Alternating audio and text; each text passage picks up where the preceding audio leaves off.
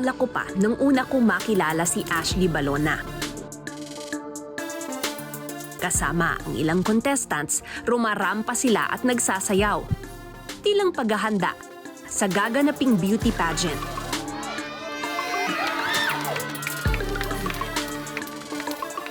Pero fresh na fresh pa rin ang mga trans nene. Kahit tirik na tirik ang araw. First time sasali ni Ashley sa ganitong klase ng contest. Yung nakaraan po kasi, nanonood lang po ako. So, wala pa po akong balak sumali-sali po sa ganon. Tsaka po nung naging kaibigan ko na po yung mga organizer ng PNR Trans Movement, doon na po ako na-influensya na sumali kaya ako kahit isang beses lang. Taong 2018, lalaking-lalaki pa ang itsura ni Ashley. JP ang pangalan niya noon. Opo, totoo po yun. Nagbubuhat po talaga akong speaker dati. Noong 11 anyo si Ashley, nagdesisyon siyang magsimulang mag-transition sa pagiging babae. Ang mga katulad ni Ashley ay tinatawag na transgender. Transgender ang tawag sa isang taong kinikilala ang sarili sa kasariang taliwas sa kung ano siya nang isinilang. Sa madaling salita, para sa kanila, ipinanganak sila sa maling katawan. Ang mga kaedaran ni Ashley tinaguri ang trans nene o teenager na trans women. Trans woman ang tawag sa taong ipinanganak na lalaki o biological male pero kinikilala ang sarili bilang babae. 11 years old nang sumubok uminom ng hormonal birth control pill si Ashley sa rekomendasyon na rin ng ibang trans nene. Iniinom ito ng mga babaeng ayaw magbuntis. Pero kung trans woman ang iinom, may ibang epekto ang pills. Nahuhubog nito ang bruskong pangangatawan para maging katawan ng isang babae, gaya na lamang ng pagiging balingkinitan at paglaki ng mga suso. Hindi nakapagpakonsulta sa doktor si Ashley nang mag-umpisang uminom ng pills, kaya hindi niya rin daw inasahan ang ilang side effect nito. Parang di ko po sure kung sa mental health ko po kasi simula po yung nag-try po ako noon is parang ang babaw na po ng luha ko tas ang bilis ko na pong magalit.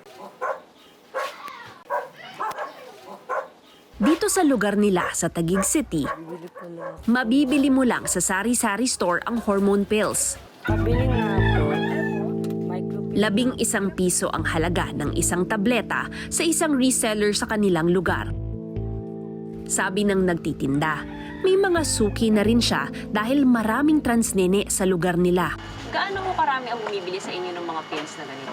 Kung everyday po, more or less nasa 10. Mostly po 14 years old pataas. Tsaka mga kaibigan lang din namin. Dahil karamihan bata ang bumibili at wala namang budget, pwedeng tingilang ang pagbili. Sino ang susunod na nagtsosa ng PNR Volume 3? Marahil, ang pinakakomplikado sa lahat, ang pagsusuot ng swimsuit. Di ba masakit yun? Opo, pag di po pantay yung pagkaano. Pag di po nag-aahit. Pero ang galing, wala talaga. Yes po.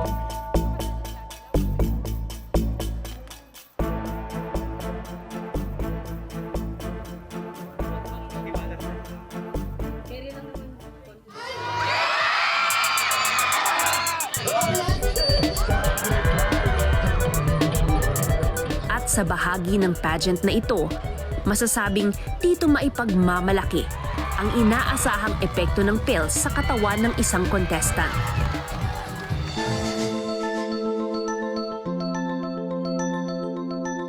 Pagkatapos manalo bilang diyosa ng PNR noong 2022, isang beauty pageant ulit ang sinalihan ni Ashley. Pero hindi siya nanalo. Matapos nito, tumigil na rin siya sa pag-inom ng hormone pills. Parang nafe-feel ko po na napapanot na ako. Nag-hairfall po ako ng malala. Ganun. Oo. So yung side effects niya, hindi na siya maganda. Pero pagkatapos nun, ano yung naging epekto sa'yo nung tinigil mo yung pagpipils mo? Feel ko po lumaki din yung braso ko. Feeling ko ang masculine ng katawan ko, gano'n.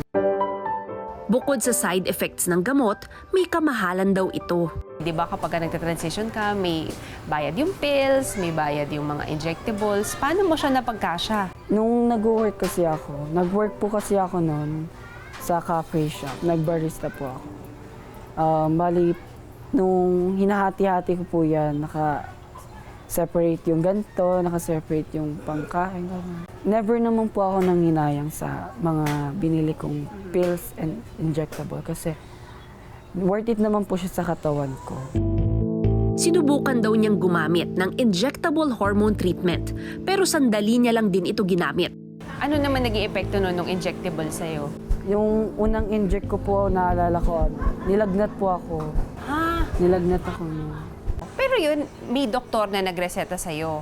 Wala po. Ha? Saan mo nakuha yun? Sa mga kaibigan lang, parang nireseta lang din po nila ulit sa akin. Mas tipid din daw ang injectables. 50 pesos ang isang turok na isang beses sa isang linggo lang. Kung pills kasi, araw-araw iinumin at 11 piso kada tableta. Ang inconsistent na hormone treatment may epekto sa katawan ni Ashley. Pag hindi po kasi consistent yung pag-inom ng pills, parang natutunaw lang din po yung dibdib mo. So, kumbaga, yung lahat ng nagbago sa katawan mo, naging mukhang babae, nawala siya nung tumigil ka mag-pills. Nakita ko parang lumaki yung braso ko, ganun. Braso.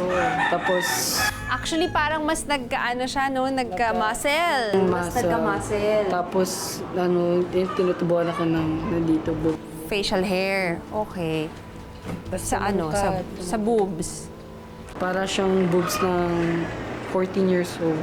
Oo. Sa face mo, meron bang nagbago nung tumigil ka mag-pills? Feel ko po yung Adam's apple ko po, na masyado siyang lumaki. Napansin ko, ang tangkad mo na. Kasi nung last time nakita, mas matangkad ako sa'yo. At ngayon, mas matangkad ka na sa akin. Opo. Nasa na po namin yun, nasa line na po namin matatangkad. Ashley? May bagong susubukang pill si Ashley. Pero ngayon, nagpakonsulta muna siya sa doktor para masigurong ligtas ito. Hello po. Hi, how are you? How was it? Sinamahan namin siya sa clinic ng Love Yourself. 2 years? So, sige, update tayo. Since 2 years, nung time na pumunta ka, you were just, how old were you? 14 years old. So, how old are you now? 16. So, kumusta? Kasi noon, nagpumunta ka to get a guidance on transitioning at your young age. Good morning, Doc. Hi, good morning. Kumusta naman yung naging journey mo noon from that time? Hindi po nasunod yung advice niyo po kasi po financial problem po. Hindi mo na-sustain yung pag-inom. So, kung hindi mo na-sustain, paano yun? Ano yung interval ng inom mo? Pag may pera lang po, gano'n. Once you take something, tapos nawala na sa system, mawawala yung visa, kumbaga yung magic, no? Umbok yung konti yung nipple mo for the dede. Pag nawala yung effect ng estrogen, magpa-flat siya uli. Not unless talaga nag-full siyang nagkaroon ng mass. How did it affect your well-being, your mental status? Na-depressed ka ba because of that? Nakaranas lang po ako ng maraming insecurities sa katawan ko. O kasi para maano yung malas. Sabi ni Dr. Angel, dapat minomonitor ng medical professional ang injectables gaya ng ginamit ni Ashley. Subalit kahit naranasan pa niya ang masasamang side effect ng hormone pills, desidido pa rin daw si Ashley na ituloy ito. Feeling ko po kasi makikita ko yung confident ko sa pagiging feminine, gano'n. Hindi ko nakikita yung sarili ko as magiging masculine ako. Gusto ko nung perfection na nakikita ko in the future. Maraming salamat sa pagtutok sa Eyewitness, mga kapuso. Anong masasabi niyo sa dokumentaryong ito? I-comment na yan at mag-subscribe sa GMA Public Affairs YouTube channel.